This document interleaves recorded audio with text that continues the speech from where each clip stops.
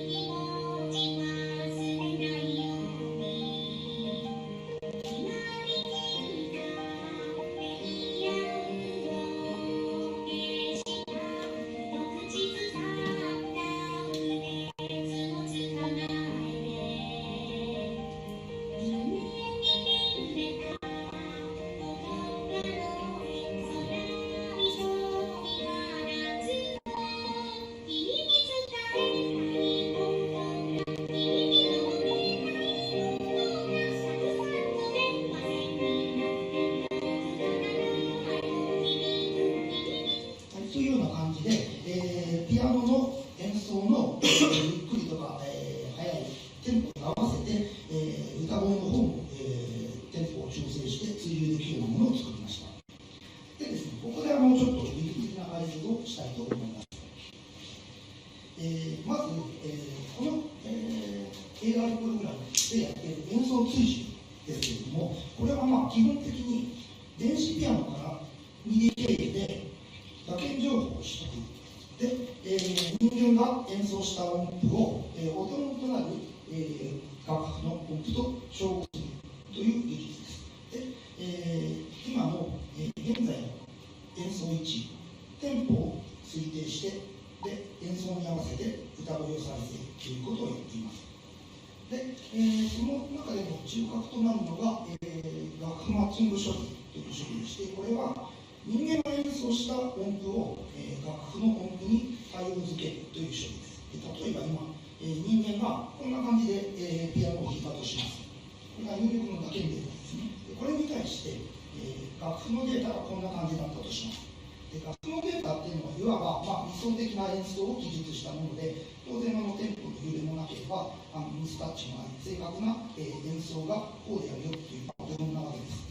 で、これに対して人間が演奏すると当然テンポの揺れとかもありますし、あとさまざまなミスタッチ、例えば、本当は弾かなきゃいけなかった音符を弾き回しちゃったとか、逆に、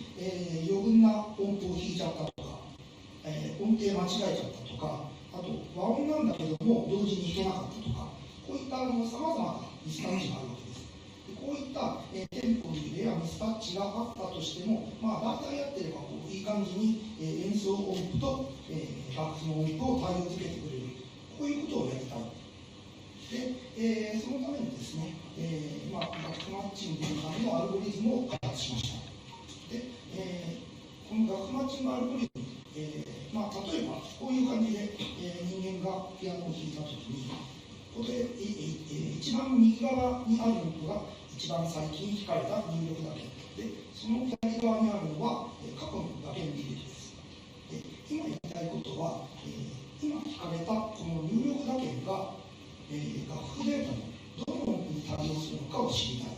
ということで、具体的にどういう処理をしているのかといいますと、まずどれでもいい適当に、楽譜データの中の一つの音符を選んで、今の入力だけに仮に、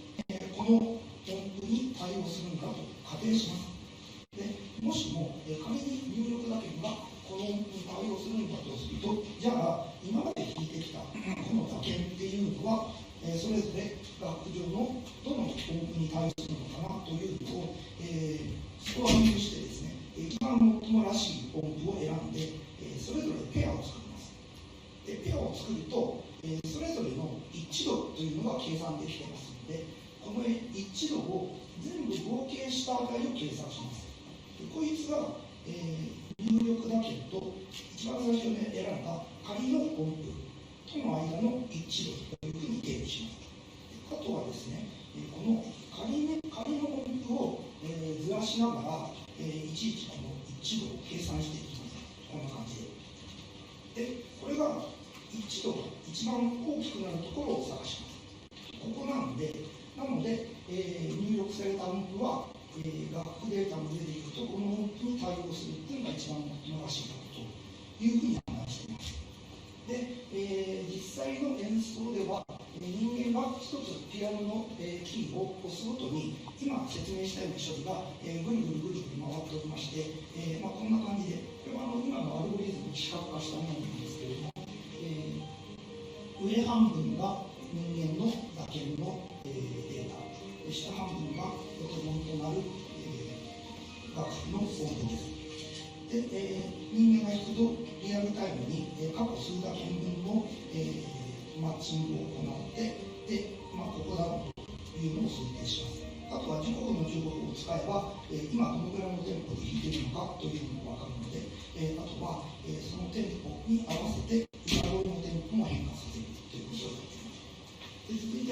歌声のテンポをどうやって変化させているかという話です。実は、この歌声というのは、あらかじめ一定のテンポで、歌った音声を、ウェーブファイル形式で持っています。つまりボーカロイドのソフトを直接叩いて、その場でテンポを変えながら合成しているわけではなくて、あらかじめPC 用のボーカロイドソフトを使ってオフラインで歌わせて、それをウェーブファイルの形式で持っています。で、楽譜マッチング処理からの情報をもとに音程を変えずに速度を変化させながら再生することによって演奏に同期してテンポを変化させながら歌わせるということをやっています。でそのためには、可変速、ウェーブプレイヤーというのを開発しました。これはですね、どうやってるかというと、ウェーブファイルから読み込んだ波形を、まず一周期ごとに切り分けて、単位波形を作ります。で、あとは、ゆっくり再生したいときには波形を挿入して時間を伸ばす。で、逆に早く再生したいときには波形を間引いて時間を縮める。でこのようにしてですね、波形の形は崩さずに、つまりピッチはそのままで、再生時間だけを長くしたり短くしたりすることで、ゆっくり再生したり早く再生したりということをできるようにしています。はい、以上で、技術解説は終わりです。で、次にご紹介するのが、このAR のプログラムの次に何を作っていくかということなんですけれども、その後何を作っていくか。今ご紹介した AR のプログラムっていうのはPC ベースで動いています。なので、これやるためには PC と、あとは、AR のカメラとか、AR だとミニターとかが必要になるんですけれども、そういったものがなくても、気軽に演奏追従して歌わせたいと思いまして、PC ベースでできるようにハードウェア化しました。ということで、その次に作ったのが、こちらです。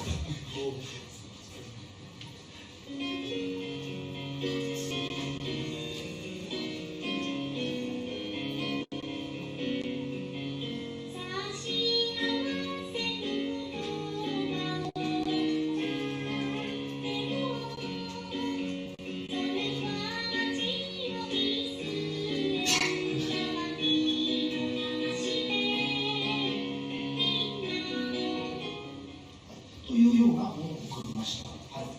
で実はハードウェアとか言ってもですね、中身は実はラズベリーパイです。なので、先ほど説明したアルゴリズムがPC ではなくてラズパイ上に、移植して、でいろいろ改良して、ラズパイでのリアルタイムで動くようにしたものです。このラズベリーパイの GPIO インヘッダーに接続する子基板を作りまして、でこの子基板に電源回路とか、あとオーディオアンプとか、あと LED の、制御回路とか、モーターの制御とかが入っていて、これを、トーターボードとしてラズベリーパイに、接続するというやり方で、これがさっきの人形の中に入っています。で、筐体はですね、3D プリンターで作ってまして、こんな感じで、乾電池とスピーカーが内蔵して、で裏側にはラズベリーパイが入っていて、胴体の中に、首を左右に揺らすための、サーボモーターが入っています。で、外装はペーパークラフトで作っています。工作用紙に、こういうふうに印刷しまして、切り抜いて、組み立てて、こういうふうに、完成という、こういうものを作りました。でですね、この後、じゃあ、何を作っているかということで、2019年現在、作っているものを、ご紹介します。今何やってるかっていうと、量産試作。量産試作はですね、先ほどお見せしたのは手作りなんで、一品物なんですね。基板もこういう、ユニバーサル基板だったんですけど、これをですね、業者さんに発注して、ウィンドウ基板を作ってもらいました。といっても、10枚なんですけどね。なので、こんな感じでですね、今までラズパイ、モデル A だったのが、ラズパイゼロにして、よりコンパクトにしたとかですね、実は回路も結構変わってまして、中身もだいぶ入れ替わってます。で、こんな感じで、よりコンパクトになった基板と、サーボモーターを組み合わせて、今、これが量産したもの、さっきと見た目は全く同じなんですけど、実は中身は回路もメカも、測定も全く、新しくなっています。